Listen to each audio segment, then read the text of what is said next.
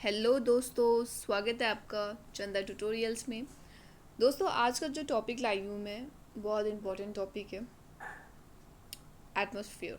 The atmosphere लाई हूँ और atmosphere के डिफरेंट डिफरेंट लेयर्स के बारे में और कुछ एमसीक्यूज टाइप क्वेश्चंस हैं।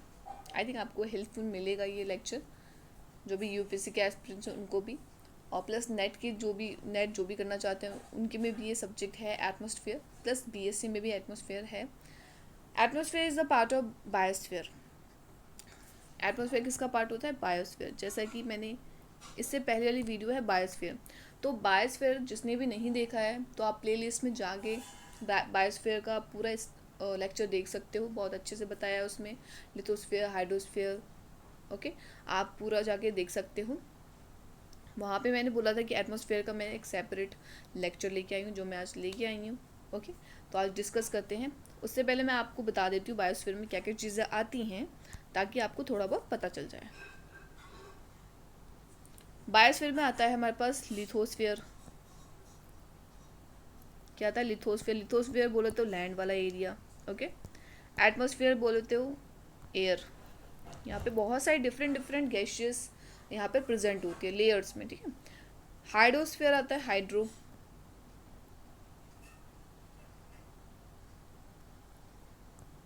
हाइड्रोस्फीयर बोले तो वाटर।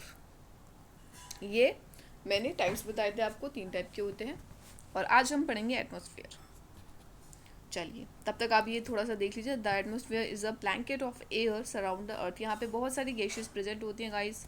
यहाँ पे उप्स, यहाँ पे a lots of gases present.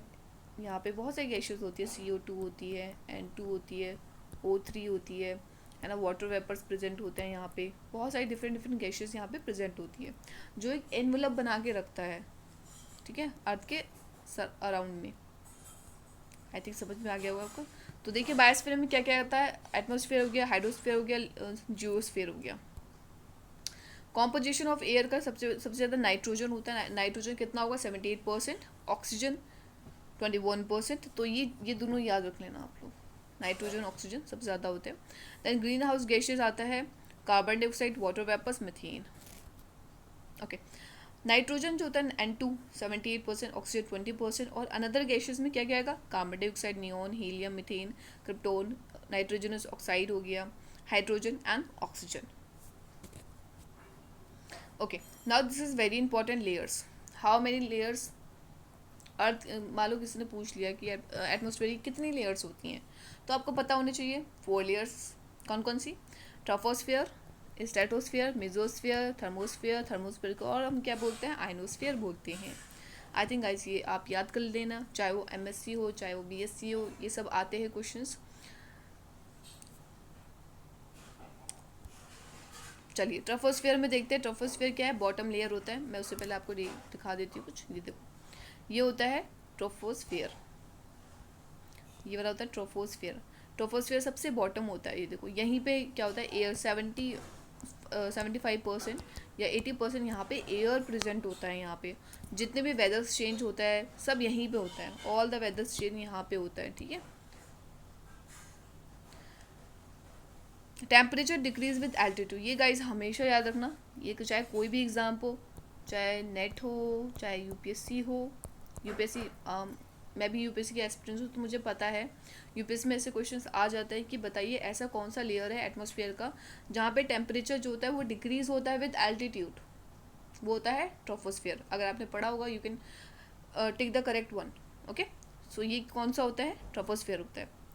Where वेदर्स conditions happen, यहाँ पे वेदर्स कंडीशन सारी होती हैं। कंटेन 75 एयर यहाँ पे मिलती है मोस्टली, N2 और O2। इससे पहले आप ये देख लीजिएगा डायग्राम। यहाँ पे स्टेटोस्फेयर और ट्रोपोस्फेयर के बीच में जो चीज़ आती है वो होती है ट्रोपोपोज। ये चीज़ भी याद रखना गाइस, मैं बहुत इंपॉर्टेंट चीज़ बता रही हूँ, ये चीज़ भी याद रखना। आप लोग भूल जाते हैं कभी कभी हम। तो स्ट्रेटोस्फेयर और ट्रोपोस्फेयर के बीच में जो चीज़ आती है वो होती है ट्रोपोस्फोस। और ओजोन लोअर कहाँ, सॉरी, ओजोन लेयर कहाँ पे आता है? ओजोन लेयर हमेशा याद रखना आप लोग, स्ट्रेटोस्फेयर में आता है ozone layer. Stratosphere, the second layer of the atmosphere up to 50 kilometer with horizontal air current. Temperature increase with altitude. Don't be confuse मत होना. ट्रेफोस्फेयर स्ट्रेटोस्फेयर में वहाँ पे क्या था, टेम्परेचर डिक्रीज होता है विद एल्टीट्यूड. यहाँ पे क्या है, टेम्परेचर इंक्रीज विद एल्टीट्यूड है. तो गाइज ऑलवेज बी रिमेंबर, यहाँ पे क्या है, टेम्परेचर इंक्रीज विद एल्टीट्यूड है. जैसे जैसे आप टेम्परेचर मतलब एल्टीट्यूड में जाओगे, जैसे स्ट्रेटोस्फेयर में जाओगे, जैसे एल्टीट्यूड जाओगे, तो टेम्परेचर जो होता है वो इंक्रीज हो जाता है. कंटेन क्या करता है, this is very very important guys, बहुत इंपॉर्टेंट है ये. Ozone layer. ओजोन लेयर कहाँ मिलता है, यहीं मिलता है. Layer in the upper region where most jet planes travel कहाँ करते हैं, यहीं करते हैं. कंटेन कितना एयर कंटेन करता है, 24% ऑफ द एयर. तो गाइज ये बहुत इंपॉर्टेंट है. स्ट्रेटोस्फेयर आई थिंक अब आप नहीं भूलोगे. स्ट्रेटोस्फेयर में ओजोन यहीं प्रेजेंट होता है. कभी कभी क्वेश्चन आ जाता है कि ओजोन लेयर किस ओजोन जो होता है, ओजोन लेयर किस लेयर में प्रेजेंट होता है, किस एटमॉस्फेयर के लेयर में प्रेजेंट होता है. तो वहाँ पे बहुत सारे ऑप्शंस दे देते हैं, लाइक ट्रोपोस्फेयर दे दिया, स्ट्रेटोस्फेयर हो गया. तो क्या आंसर होगा, स्ट्रेटोस्फेयर होगा. मेजोस्फेयर थर्ड लेयर होती है एटमॉस्फेयर की. Mesosphere up to 80 kilometre. Temperature decrease with altitude. Temperature decrease किसका था, ट्रोपोस्फेयर का था.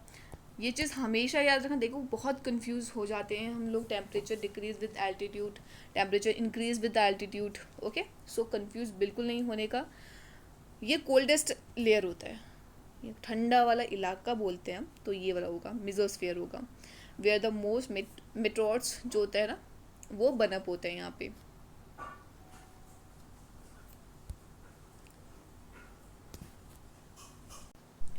तो आप लोग ये चीज़ याद रखना, ठीक है. तो ऐसा क्वेश्चन भी आ सकता है कि वेयर मोस्ट जो होता है, मेट्रोड्स जो होता है वो बनअप कहाँ पे होता है, तो कहाँ पे होता है, मेसोस्फेयर में होता है. ये बहुत इंपॉर्टेंट चीज़ है गाइस, ये याद करने वाली चीज़ें. तो इसमें से देख लो कितने सारे क्वेश्चंस मिल गए आपके. एक हो जाएगा थर्ड लेयर कौन सी होती है, एक क्वेश्चन यहाँ से बन गया. टेम्परेचर डिक्रीज किस में होता है, विद एल्टीट्यूड. ये दो क्वेश्चन यहाँ, दूसरा क्वेश्चन यहाँ से बन गया. तीसरा क्वेश्चन कोल्डेस्ट लेयर कौन सा होता है, थर्ड क्वेश्चन यहाँ से बन गया. और चौथा क्वेश्चन मेट्रॉइड्स बनअप कहाँ पे होते हैं, मेट्रॉइड तो यहाँ पे कहाँ पे होते हैं, मेसोस्फेयर में. तो 4 क्वेश्चन बन गए यहाँ से. अब मैं बता देती हूँ मेट्रॉइड्स क्या होते हैं. ये एक स्मॉल बॉडी ऑफ मैटर होता है जो आउटर स्पेस से एंटर करता है हमारे अर्थ एटमॉस्फेयर पे. ओके, इसी चीज़ को हम बोलते हैं. आई थिंक आपको समझ में आ गया होगा. नहीं समझ आएगा फिर भी बताइएगा, कमेंट करिएगा आप लोग. मेसोस्फेयर पर थर्मोस्फेयर. थर्मोस्फेयर में आयनोस्फेयर भी हम इसको बोलते हैं. ये फोर्थ लेयर होता है. तो ये क्वेश्चन आ जाता है, फोर्थ लेयर बताइए कौन सा है. About 1000 kilometre. ओके, ये हॉटेस्ट लेयर होता है. अब देखो यहाँ से क्वेश्चन बन गया आपका, बताइए कोल्डेस्ट लेयर कौन सा होता है, बताइएगा आप लोग मुझे कमेंट बॉक्स में. हॉटेस्ट लेयर कौन सा है, थर्मोस्फेयर है. याद रखिएगा आप लोग. ये डायरेक्टली ऑब्जर्व द, इसमें क्या होता है कि जो सन की जो रेडिएशंस होते हैं वो डायरेक्टली ऑब्जर्व करता है, इसलिए इसको बहुत हॉटेस्ट लेयर बोलते हैं हम इसको. Temperature increase with altitude. ये देखिए बहुत इंपॉर्टेंट क्वेश्चन है गाइज, ये वाला ज़रूर याद रखना. हर लेयर का अपना डिफरेंट टेम्परेचर है. Where radio wave are reflected. Guys this is most important. जितना भी मैं मोस्ट लगा लूँ बहुत कम होगा. ये बहुत इंपॉर्टेंट है, रेडियो वेव. ये क्वेश्चन आ जाता है कि बताइए रेडियो वेव किस लेयर में मिलता है. ठीक है, तो कौन से लेयर में मिलता है, थर्मोस्फेयर, जिसको हम बोलते हैं आइनोस्फेयर बोलते हैं. रेडियो वेव ये नेट वगैरह में बहुत, मतलब नेट में पूछ लेते हैं. पहले तो यूपीएससी में भी पूछा जाता था, अब कम हो गया है. लेकिन ये क्वेश्चन बहुत इंपॉर्टेंट है गाइस. रेडियो वेव बताइए कहाँ रिफ्लेक्ट होता है, किस लेयर में रिफ्लेक्टेड होता है, तो होता है थर्मोस्फेयर. आप ये डायग्राम देख लीजिएगा. ट्रोपोस्फेयर, स्ट्रेटोस्फेयर में ओजोन लेयर मिलता है. ये चीज़ हमेशा, मतलब ये ग्राफ ना अपने दिमाग में सेट कर लेना. और हाँ, ये तो मैंने बताया नहीं, चलो मैं बता देती हूँ. मैंने बताया था अभी स्ट्रेटोस्फेयर और ट्रोपोस्फेयर में उसके बीच में क्या आता है, ट्रोपोपोस आता है.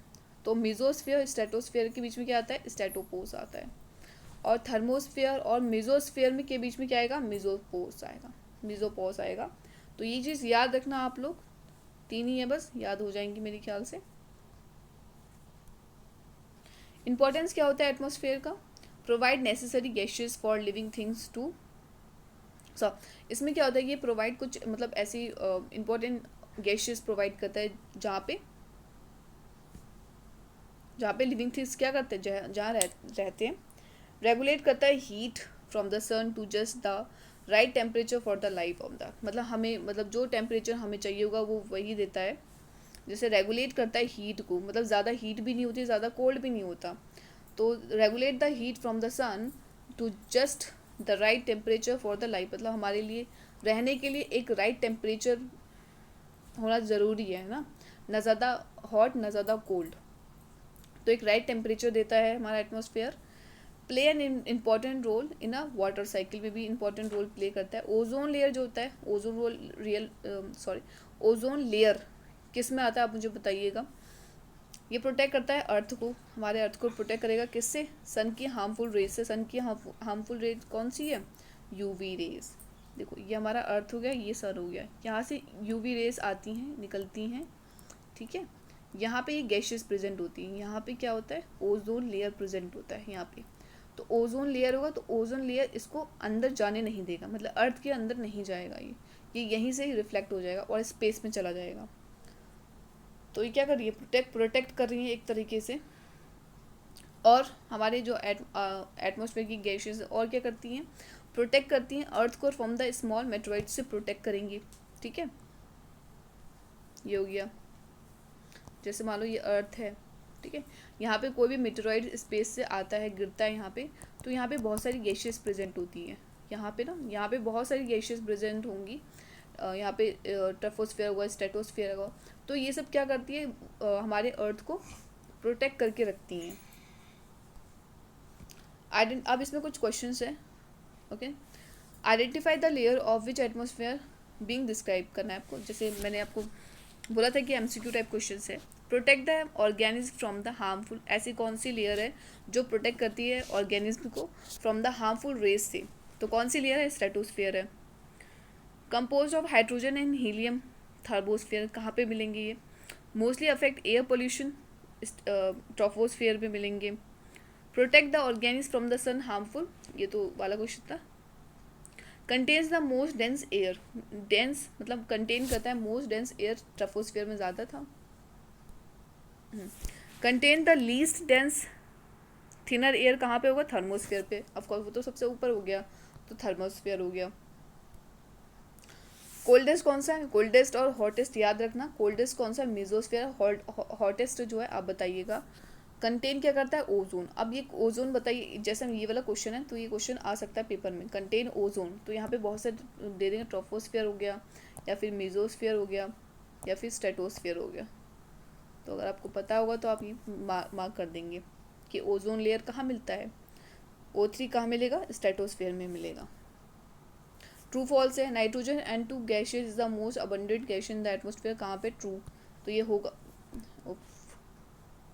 तो ये ट्रू ही है, नाइट्रोजन सबसे ज़्यादा, जैसे हमने फर्स्ट वाली स्लाइड में मैंने बताया था कि नाइट्रोजन फिर ऑक्सीजन था सबसे ज़्यादा, तो पहले सबसे ज़्यादा क्या मिलेगा? नाइट्रोजन, ये आप लोग याद रखिएगा।